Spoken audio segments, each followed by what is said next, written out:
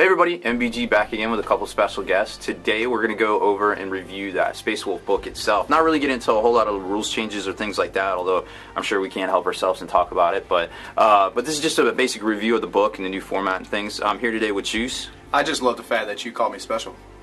Well, you know. That's not what I meant, but no, yeah. You're special to me. And we've got Night 12 as well. I think you're special, Juice. Thank you. How about the Space Vikings, though?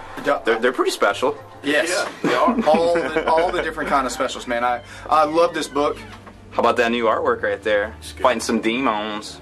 Huh, who knew? Demons are real. Yeah, they're I hear they're good at things. They're not bad. Yeah, definitely. So it's a 104-page book, which is pretty standard, I guess, these days for a codex itself.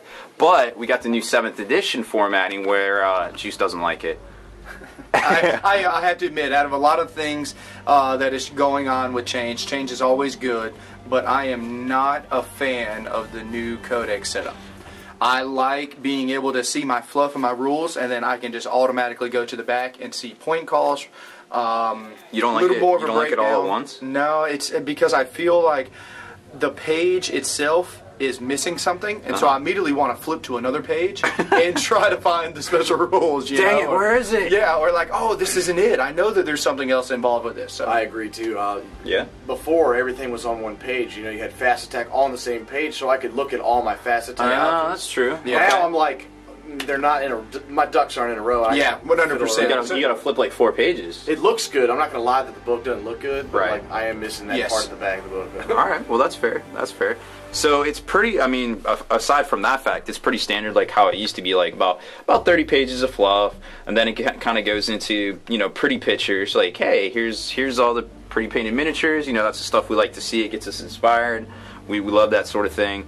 But then it goes into about 60 pages, give or take, on the actual units themselves, which they're calling Forces of the Space Wolves. Then it goes into the appendix where you got the Warlord traits, all the special war gear, your ranged weapons, melee weapons, and of course they refer back to some stuff in the actual rulebook itself. And then you get into like the reference guides and things like that. So, you know, kind of cool. I mean, you see a whole lot of new artwork in here, like that one right there. So fresh. It looks like he's floating along. I want that on my wall, Rob. Yeah? He's getting pulled. That is actually... Is that the... Oh my gracious, that is Storm Rider and Storm Logan. Rider. Yeah. Look at it, that right there, like... Some pissed off dogs, bro. I thought it was a dwarf book there for a minute. I couldn't... Oh man, was that close. is so fresh. Yeah, no, it's a sweet piece of art. See, we got the flyers up in the sky, man. Yep, got them storm This looks so much better than the... I wish this picture would have been leaked for us, you know. Oh yeah, because then right there you would have been like, oh, that's dope. Oh man, that is so fresh. Yep, that's a good one. So you got the whole fluff section, then you get into the actual... Actually, I lied. It isn't. It just goes into company, so even more fluff. And then it looks like they took out the painted miniature section. Oh, well, I spoke too soon. There it is. It is there. I wasn't lying. You heard it here first. Fire background. Yeah. Nice. Little you know, smoke machine and death and destruction in the background. So Forces of Space Wolves, here we are. We got the war gear list up front and things like that. Pretty standard. And then it explains, you know, all the symbology and things like that. Stuff like this we used to see in the Apocalypse books, but now they've splashed it over. So we've got basically the new format that we're talking about for 7th edition right here.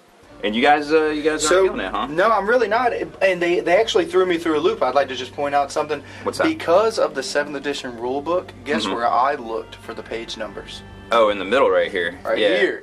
But and I was like, wait, here. down here in the bottom. So they threw me off whenever I was going for. I was like, but Just keeping you on your obviously, the good thing that I really like about this is every bullet has a cool picture to go along with it. Every page that refers to every unit. You know. Oh yeah, you got the big picture, then you got a section of fluff. Yep. Then you got your stats, your war gears, your special rules. So for me, it really helps out because I can't read. I don't know what that stuff says. But so I see this and I know what this is. Oh. You know, I know that that's Ragnar. Oh, so you want to read that? Yes. Because that's Ragnar, so yes, you want to see what he does. Yeah. Okay. I just know that whenever I refer to him, I go there. Okay. I don't know what those letters mean. We don't read. So that pretty much sums up the whole the whole front here. It's just all this new 7th edition format, which, like I said, this is just a review of the actual formatting of the book itself, not exactly getting into the rules. Although I'm sure we'll talk about this particular spot right here. Biting my tongue, Rob. Spoiler alert. Wow, drop pods, fast attack. There's a lightning bolt next to the drop pod. That's going to be good. You know what else there is? There's something next to Logan. That's a Lord of War symbol. Dun dun dun. Uh-oh. So it's happening. You're telling me I can take Logan and then 6 HQs?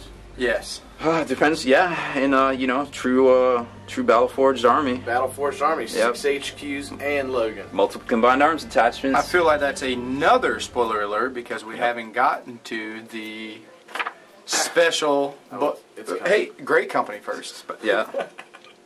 I mean, we got a formation in here now, so it looks like the trend. Every book that's going to come out is going to have a Lord of War. It's going to have a formation. You want to know what? Thank you, GW. I respect you for the fact that the Stronghold Assault came out. Or excuse me, what is the one that has all the... Not Stronghold. Escalation. Escalation. The Escalation book came out, and there's all these expensive Lord of Wars. Right. Thank you, GW, for not allowing for the Codex AM. We all knew that Baneblades were going to be there. We knew that this was going to be there. Guess what? They weren't. They weren't there. Now, with all the new 7th edition books coming out, the Lord of War spots aren't these 800-point monstrous, murder face, ridiculous, things. We've got just stuff that people can relate to. Yep. We've got named characters, household name characters that are Lord of the War. Like, let's get back to this. This reminds me of 4th edition right here. Remember, you couldn't even play Myrnius Calgar unless it was in a 2,000-point army or more because of the restrictions that it had. So I can completely relate to what they got going on right now. Well, it's just another indication of the direction they're looking for us to go, or they're designing the game to go. Yep. Whether we go that way or not remains to be seen. But I think if we don't want to repeat the mistakes of the past, I definitely think we need to heed their directional compass, so to speak. So there's a great company formation, another great piece of artwork, and then we get to the appendix with the Warlord's table and all the special war gear. I would also, war gear? I would actually like to just come in and say that a little bit of me was a little sad here, lost a little bit here, that they actually named all the different warlord traits as sagas. So familiar? Sagas themselves are dead to us. They're gone. Yeah, you can't just buy them now. No, there's not. But they are assigned to the HQs themselves. Exactly, and to be honest, they did a really good job on assigning to right saga to the right character. But I was a little sad to see some of that fluffness that you could go and kind of create your own guy and kind of do your own thing. Definitely taken out of play. Did you see what's missing from Saga of the Bear? I can't read those words, but by your tone, I guess there's no more Eternal Warrior? No, sure is. Question mark? Sad day. Sad day on Fenris. Sad day. So then you got all sorts of icons and things so you can place what is what. You can see that. You don't even have to look at the words. You know what they are, right? I just didn't know if that was a storm shield or if that was a blizzard shield. Blizzard? Large size? It's pretty big. Yeah, it kind of looks like the top of a blizzard. It does. That's where the ice cream goes, and you put all your toppings right there.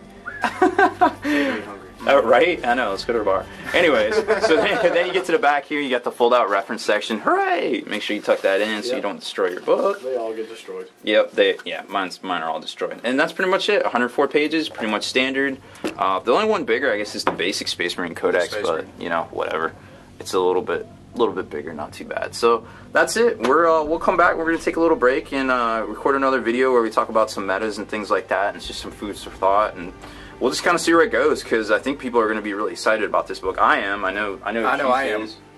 Are you serious? He's pacing back and forth. You see the look on my face right now. Is that why you've been texting me all morning? Did you get the book? Did you get the book? Yeah, sorry. Okay. All right, that's fair. I wasn't doing anything. Everybody knows Rob Bear doesn't work. I just download cat pictures all day. Yeah. Duh.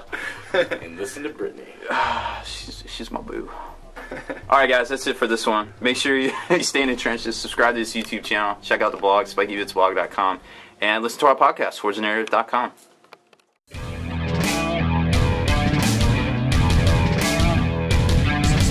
Spiky Bits.